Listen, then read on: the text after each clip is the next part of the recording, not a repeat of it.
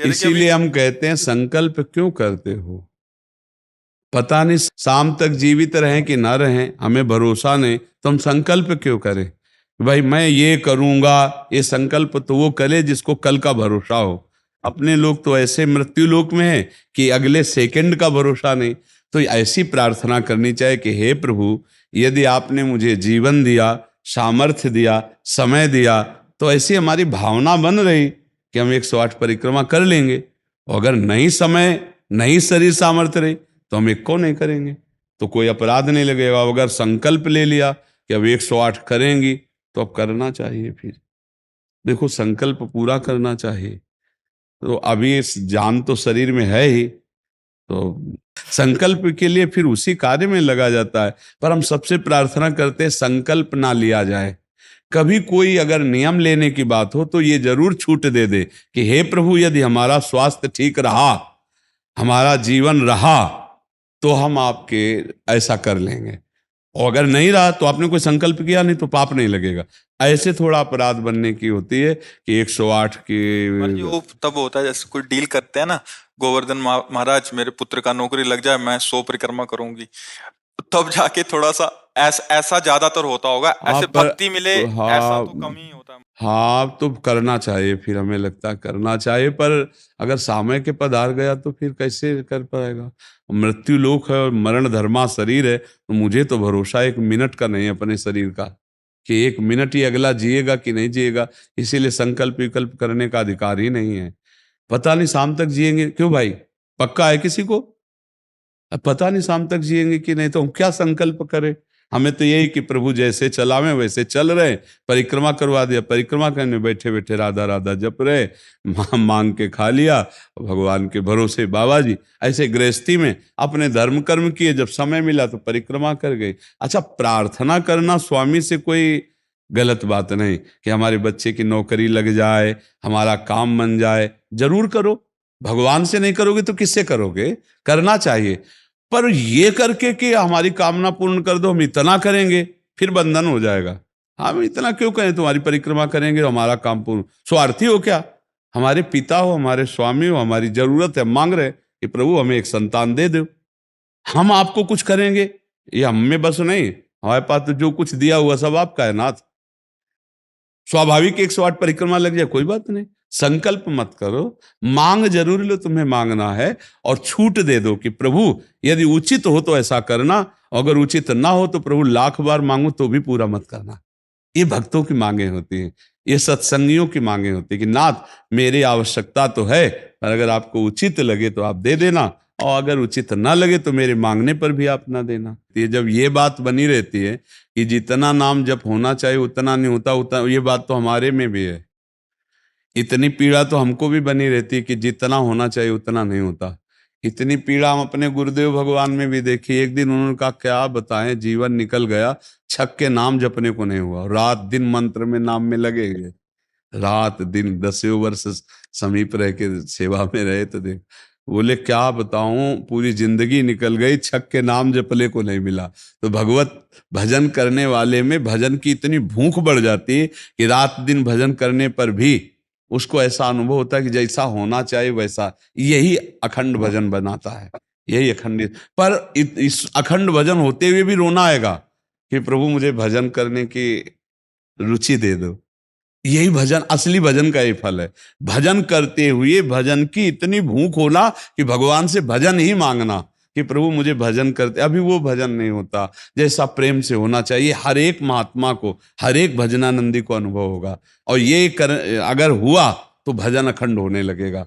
क्योंकि हम जिसकी पीड़ा महसूस करते हैं उसको हम भूलना कैसे बर्दाश्त कर पाएंगे? तभी वो अखंड स्मृति कर पाता है। और जो संतुष्ट हो जाता है भजन में, वो भजनानंदी नहीं होता।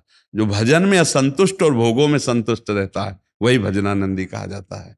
अपनी बात कहते हैं, मुझे तो गुरुदेव ने संभाला, नहीं तो साधन भजन हो रहा था और वो अहंकार जनित था।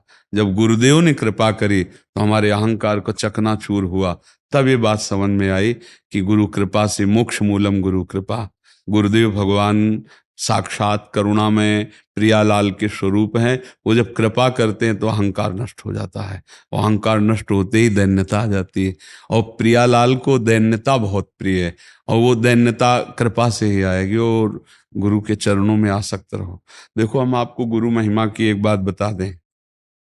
जब हम कोरा कागज होकर गुरुदेव के चरणों में समर्पित होते हैं, तभी हमारी हृदय में लिखा पढ़ी सही होती है।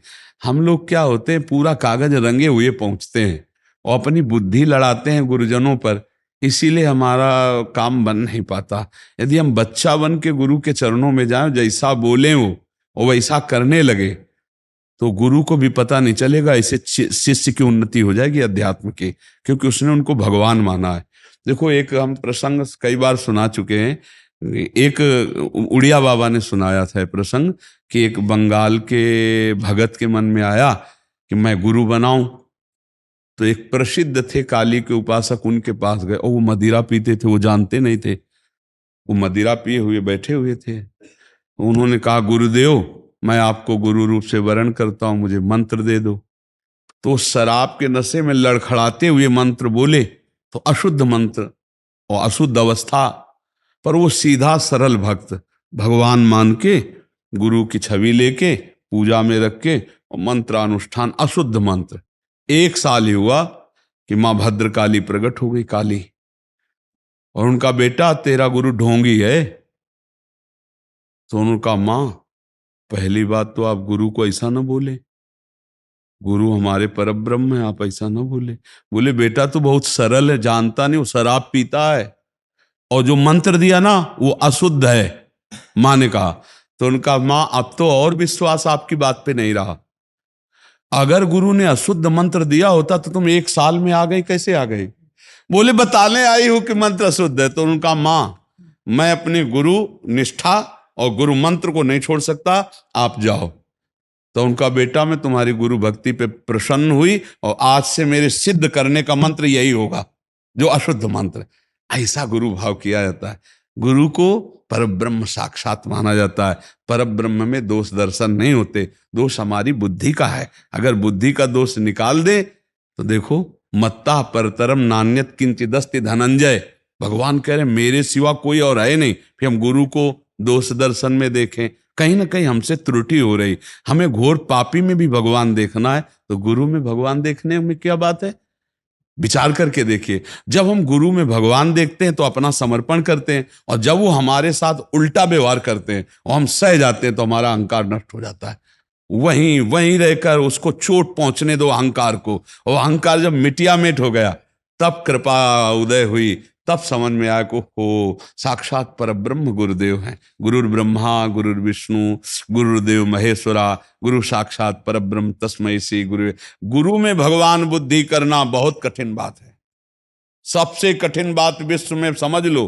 गुरु में परब्रह्म बुद्धि करना, और गुरु में परब्रह्म बुद्धि नहीं तो कुछ भी कर ले, अहंकार नष्ट नहीं होगा। यह खुली बात कह रहे। गुरु ही एक वो खिलाड़ी हैं जो हमारे अहंकार को मिटिया मेट कर दे सकते हैं, दूसरा नहीं, दूसरा नहीं। इसीलिए ध्यान मूलम गुरु मूर्ति, पूजा मूलम गुरु पदम, मंत्र मूलम गुरु वाक्य, मोक्ष मूलम। गुरु का चरणामृत पियो, गुरु की चरण रज लगाओ, और गुरु के आगे एक तुच्छ सेवक की तरह रहो, अभी दैन्यता आ जाएगी। अगर गुरु में दोष दर्शन होने लगे तो हट जाना चाहिए, और दूर से उनको परब्रह्म मान के बिना निंदा किए उनके द्वारा बताई हुई उपासना में रत हो जाए तो उसका परम कल्याण हो जाएगा। दूसरा गुरु बनाने की जरूरत नहीं है। परमात्मा प्राप्ति के लिए गुरु कृपा ही। हम तो आपको हाथ उठा के कहते हैं कि गुरुदेव की कृपा के बिना एक कदम नहीं चल सकते, एक कदम भी नहीं चल सकते। हम जैसे भूमि में ही कदम रख सकते हैं, ऐसे हम जीवित हैं, परमार्थ में चल रहे हैं, तो केवल अपने गुरुदेव की कृपा से चल रहे हैं, किंचन मात्र कुछ नहीं। केवल वो ऐसे पकड़े हुए हैं तो हम चल रहे हैं, अगर वो ऐसे छोड़ दें तो धम्म से गिर जाए। गुरु कृपा ही केवलम, गुरु कृपा है। वो दैन्यता गुरु कृपा से आती। महाराज जी, धन्य भाग है आपकी कि आप दैन्यता चाहते हैं। हाँ, परम कृपा है वैष्णव आचार्यों की। बस चुपचाप चलते रहिए, किसी की निंदा मत करना और किसी के दोष दर्शन मत करना, बस इसी से दैन्यता आ जाएगी। और दैन्यता में रोना आता है, जैसे अब आपका है ना, दैन्यता में रोना आता है कि मुझ जैसे अधम पर इतनी कृपा, श्री कृष्ण की, महाप्रभु की, गुरु की, तो वो हृदय निर्मल होता चला जाता है। जब रुदन होता है ना प्रभु के, उसमें इससे ज्यादा और किसी तीर्थ में नहीं पवित्रता है जितनी रुदन में पवित्रता है। हाँ, रुदु सुश्रम राजन कृष्ण दर्शन लालसा, जब अपने प्यारे प्रभु के लिए रोना आता है तो हृदय निर्मल, तार तार निर्मल हो जाता है। और कबीर दास जी कहते हैं कि बिन रोए किन पाइया प्रेम प्यारा मीत, कबीरा हंसना छोड़ दे रोने से कर प्रीत, बिन रोए किन पाइया प्रेम प्यारा मीत। पर भगवान की 3 प्रकार की लीला है, एक है सृजन और एक है पालन और एक है संहार, और तीनों लीलाएं होंगी, पक्का होंगी। जैसे सृजन जरूरी है, पालन जरूरी है, ऐसे विनाश भी जरूरी है। तो देखो, इस शरीर को कहा गया विनाशी और इस लोक को कहा गया मृत्यु लोक। तो भाई देखो, जो जन्मा है उसका शरीर छूटेगा, जो हमने कर्म किए उसके अनुसार हमें भोग मिलेंगे। अब हम भगवान से भजन के बल से, उनके प्रार्थना के बल से हमको क्षमा याचना करवा सकते हैं। तो अपने पुत्र के लिए, अपने कल्याण के लिए, अपने परिवार के कल्याण के लिए, समाज के मंगल के लिए भगवान का नाम जप करे, भगवान से प्रार्थना करे, दूसरों को सुख पहुंचावे, धर्म पूर्वक आचरण करे, तो निश्चित मंगल होता है। हाँ, बहुत अच्छा है।